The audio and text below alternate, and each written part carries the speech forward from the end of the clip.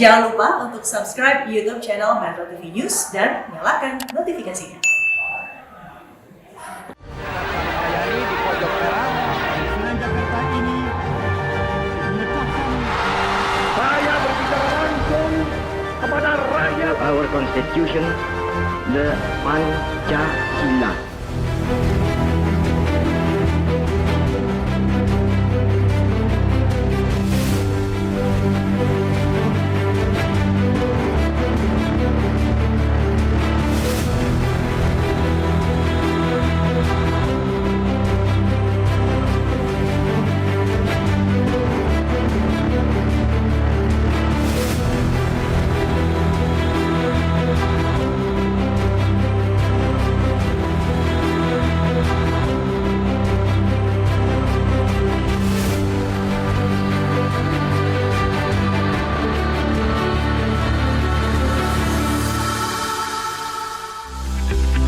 Arti apa kabar?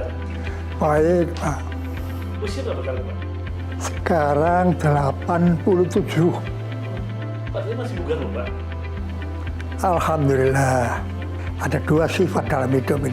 Ada siang, ada malam. Gembira, ada susah. Ada sakit, ada sehat. Nah, saya dalam kedua-duanya ini saya syukuri. Tidak boleh ditolak salah satu, nggak adil. Ya, kalau saya sakit pun saya syukuri Tuhan. Terima kasih dikasih sakit. Ya, karena dengan ini saya rasakan sehat saya lebih lama daripada sakit saya sekarang kan. Nah, jadi tidak boleh kita menggerutu itu. Nah, inilah kunci daripada kehidupan itu.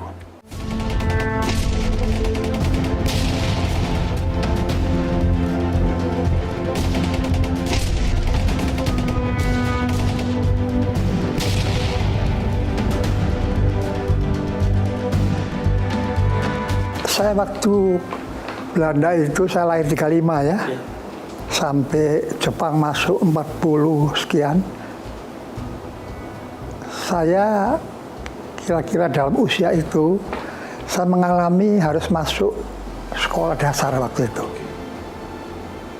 Tetapi karena Belanda ini sangat sekali mengadakan suatu pembedaan di dalam melayani masyarakat itu ya, karena masyarakat penjajah ini yang boleh menikmati sekolah yang ideal itu ya hanya antek-anteknya Belanda saja. Tapi kalau saya yang rakyat jelata ini, saya orang kampung, maka saya tidak boleh masuk SD Belanda yang namanya HIS, tidak boleh. Saya masuk waktu itu sekolah dasar Ongko Loro, tahu ya? Jadi sekolah dasar angka 2 lah, itu di kampung, di desa-desa. Tidak boleh saya di HIS itu. Itu untuk orang tertentu, orang elit, pegawai Belanda. Orang kaya boleh, saya tidak boleh. Jadi saya sudah terkena diskriminasi ini.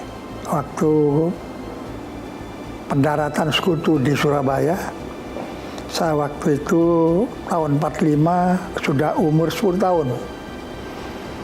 Jadi waktu pendaratan sekutu di Surabaya yang disambut juga oleh bangsa kita, para pejuang kita waktu itu dengan semangat yang berkobar-kobar, dengan persenjataan yang minim sekali, nggak banding. Ya, sekutu punya pesawat terbang, punya kapal, punya tank, kita tidak punya.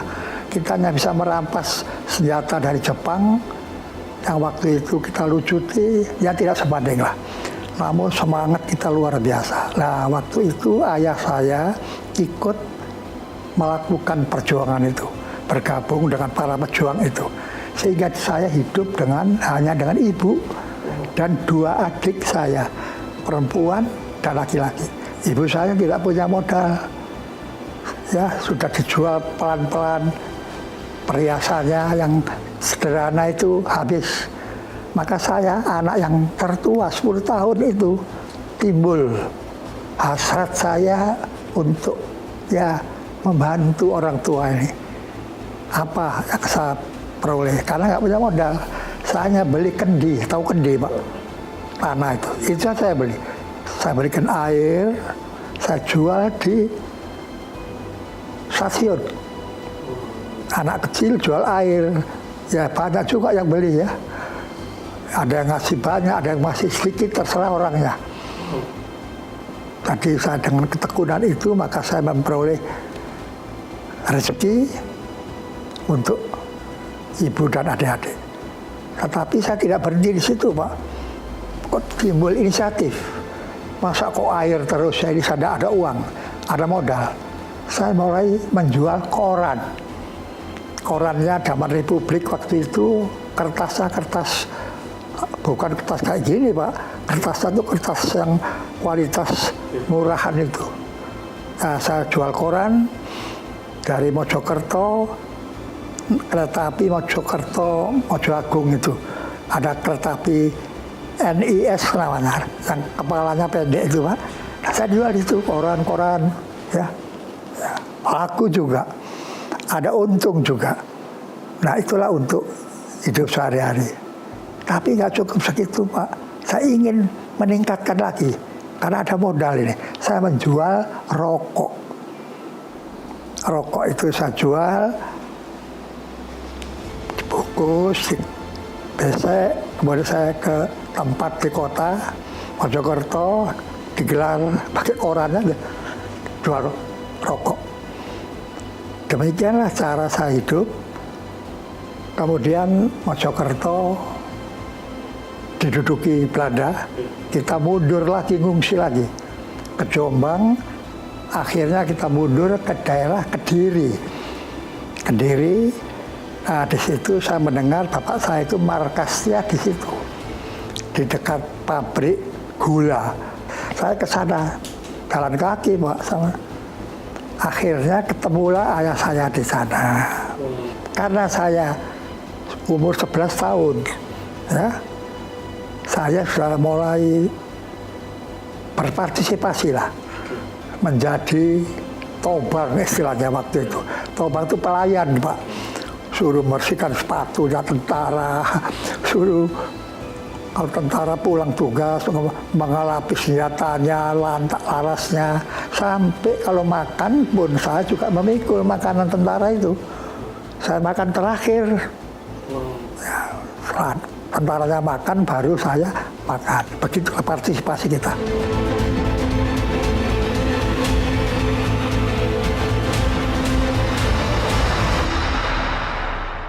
Our Constitution, the Pancasila.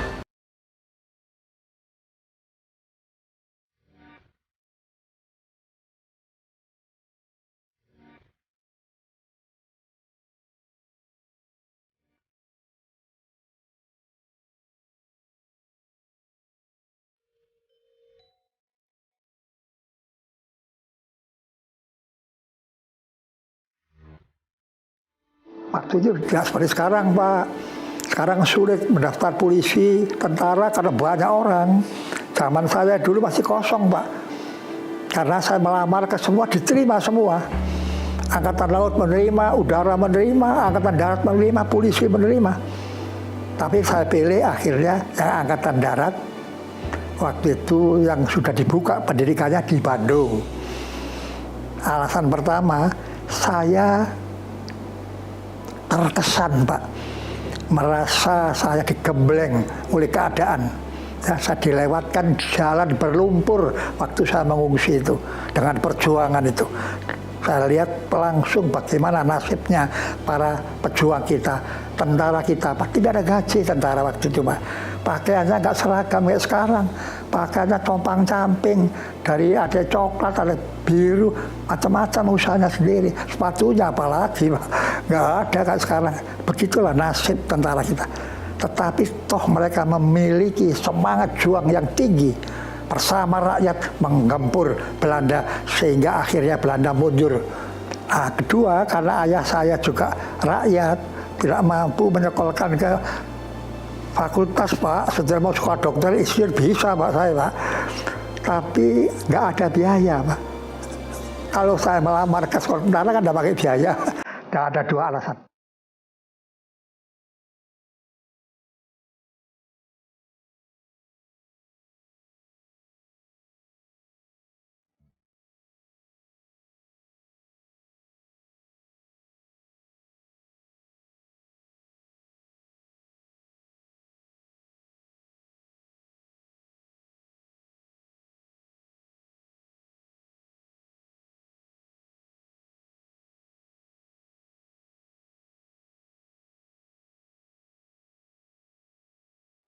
Nah, saya waktu ditunjuk sebagai ajudan itu, saya agak bingung, Pak. Loh, kok aneh ya? Saya orang pasukan, kok disuruh ke situ? Saya datanglah kepada mantan atasan saya, Bapak Mayor Jenderal Leo Lopulisa. Itu orang Ambon, waktu saya disuat di asisten 2, kemudian beliau menjadi Pangkostrat. Nah, waktu saya ditunjuk menjadi ajudan itu, saya ketemu beliau. Pak Leo, ada apa nih kamu kesini? Saya mohon Pak, nasihat dan arahan. Mengapa saya ditugaskan sebagai ajudan, Pak? Beliau singkat jawabannya, tidak panjang-panjang. Be yourself. Wow. Ya, jadi jangan aneh-aneh kamu nanti. Sekarang kamu A dari ajudan B, ya, itu palsu. Kalau kamu A, ajudan tetap A. Dan be yourself. Jati dirimu, kepribadianmu, ya itu. Nggak usah kamu takut-takut sama yang diajudani. Nah, maka berangkatlah saya ngajudani Pak Harto. Nah, namun saya sebagai ajudan itu, saya merasa Pak, bahwa ajudan itu merupakan perguruan tersendiri bagi saya. Mengapa? Karena saya setiap kali berangkat ke kantor, dari rumah Pak Harto ke kantornya, itu saya tidak pernah berhenti Pak. Saya duduk depan, Pak Harto di belakang, saya selalu bicara dengan Pak Harto. Selalu tanya. Jarang ajudan itu nggak berani Pak. Kalau ajudan itu sama, apalagi ini presiden nggak berani tanya dia saja gini. Saya tidak. Saya manfaatkan. Mumpung di perjalanan, tanya. Pak, kemarin ada tamu dari luar negeri. Apa ya masalahnya Pak? Wow. Nah, suatu ketika ada lagi tamu dari Vietnam. Pak, ada tamu dari Vietnam, Pak. Bagaimana perkembangan Vietnam, Pak? Vietnam Utara dan Selatan nanti apa bisa menyatu? Dan Pak Harto menerangkan semua. Jadi saya selalu menggunakan pertanyaan dari mulai pertanyaan rutin, rapat kabinet, sampai para tamu Pak Harto saya tanyakan semua. Jadi saya merasa bersekolah Pak, karena beliau, nah ini, kok mau seorang presiden menjawab pertanyaan ajudannya? Ya Pak, biasanya kalau di presiden jauh, ajudan tanya, ayo diam, jangan tanya kamu, pasti dibentak. Pak Harto tidak. Pak Harto seorang yang bijak, seorang yang mempunyai leadership yang baik. Jadi memperlakukan saya ajudan sebagai binaannya, pasukannya. Apalagi Pak Harto tentara, saya tentara Pak. Jadi saya tanya, kalau sampai rekreasi hari Minggu, Pak Harto ke kebunnya itu Pak. Tahu kebunnya Pak Harto di Bogor itu ya. Nah, saya sudah rileks, mohon waktu Pak. Ada apa? Nah, saya berbicara, dilayani. Di situ saya merasa beruntung. Selama 5 tahun itu saya betul-betul tahu bagaimana sebetulnya lingkup kepemimpinan Pak Harto dan tugas-tugas pembangunan yang dilakukan oleh Pak Harto.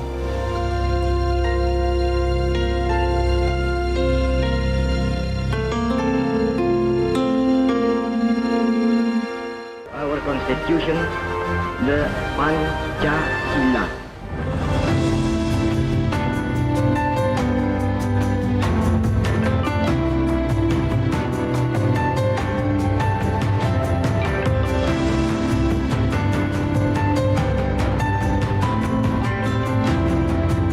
Saya tidak punya niat jadi wapres. Saya sudah pensiun. Ya, tidak ada cita-cita jadi wapres. Apalagi presiden, tidak. Sudah top saya menjadi Panglima ABRI itu sudah pucuknya ABRI. Alhamdulillah sama Tuhan. Saya ingin mengasuh cucu saya. Tahu. Tetapi beda waktu itu Pak. Menjadi presiden, wakil presiden tidak seperti sekarang. Sudah satu kapal, satu calon mencalonkan, pakai kampanye, pakai duit, pakai bendera. Dulu tidak. Presiden itu dipilih oleh MPR. Jadi memilih presiden dilaksanakan oleh tempat yang tertinggi, tempat pengejauhan rakyat, wujud rakyat di mana? MPR. Majelis Permusyawaratan Rakyat inilah yang memilih presiden, mandataris MPR. Nah, setelah ini terpilih, baru fraksi-fraksi MPR mencari wapres. Setelah ketemu cari wapres, baru lapor kepada presiden terpilih ini. Pak, bersediakah Bapak dikasih wapres ini? Kalau presidennya bilang setuju, jadi. Tapi kalau presidennya, saya nggak kenal. Cari lagi fraksi. Yang cari fraksi, bukan langsung. Nah, saya juga tidak bergerak apa-apa, tidak mengeluarkan duit, apalagi saya nggak punya duit pensiun. Silakan tanya presiden terpilih. Hanya itu. Alhamdulillah waktu tanya Pak Harto semuanya Pak Harto menerima. Kalau tidak, cari lagi. Itu dulu sistemnya begitu. Karena Pak Harto waktu ditanya dan kenal saya, setuju. Akhirnya saya menjadi wapres.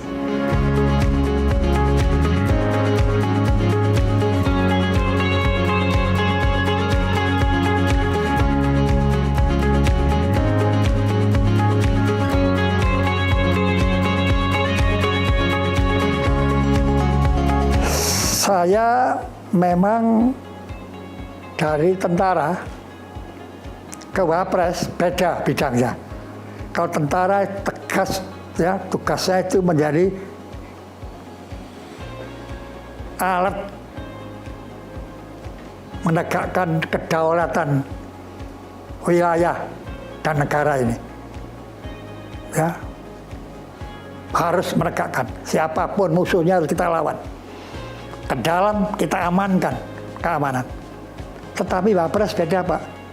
Saya oleh Pak Harto ditugasi di bidang wasrik pembangunan, pengawasan dan pemeriksaan pembangunan. Itu bukan saya saja, Pak. Pak Harto tradisinya mulai Pak Mangkubuwono,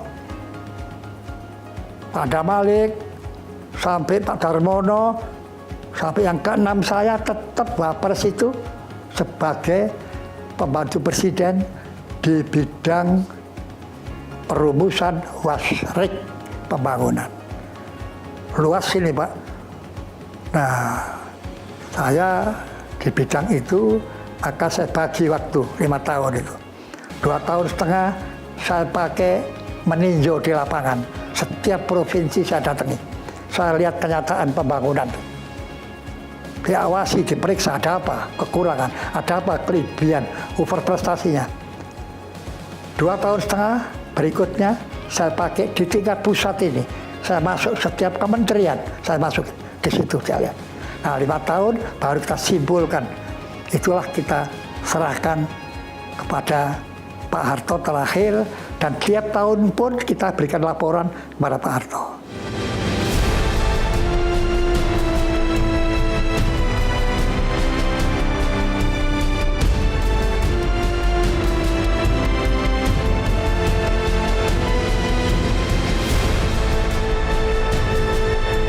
Makna kemerdekaan itu sangat tinggi, Pak. Karena manusia ini secara hakiki oleh Allah dijadikan makhluk yang paling sempurna. Diberikan 5 panca indera. Diberikan pikiran supaya bisa mikir. Mikir itu bisa menganalisa, bisa memilih yang baik. Diganti hati, feeling, perasaan, supaya bisa merasakan. Demikian agungnya manusia ini. Maka manusia ini diberikan hak merdeka oleh Tuhan. Kalau kita turun di dunia ini, kita harus merdeka sebagai bangsa. Merdeka, bersatu, berdaulat, adil, dan makmur. Makmur dalam keadilan, keadilan dalam kemakmuran. Ini Pak, satu interaksi yang luar biasa nih. Apa yang salah nih bagi bangsa Indonesia ini? Harus dikoreksi. Dari yang kecil sampai yang makro. Yang penting jangan sampai nilai Pancasila itu hilang, diganti nilai liberalis, nilai individualis itu. Kalau nilai ini yang ada, itu isinya Machiavellis, Pak.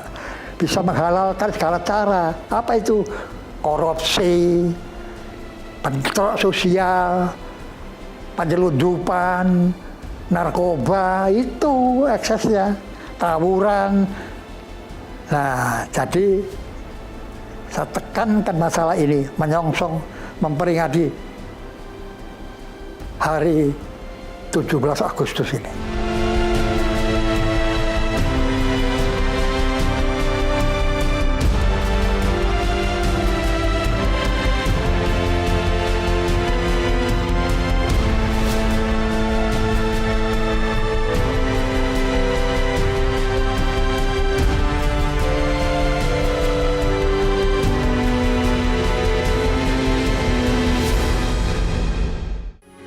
Metro TV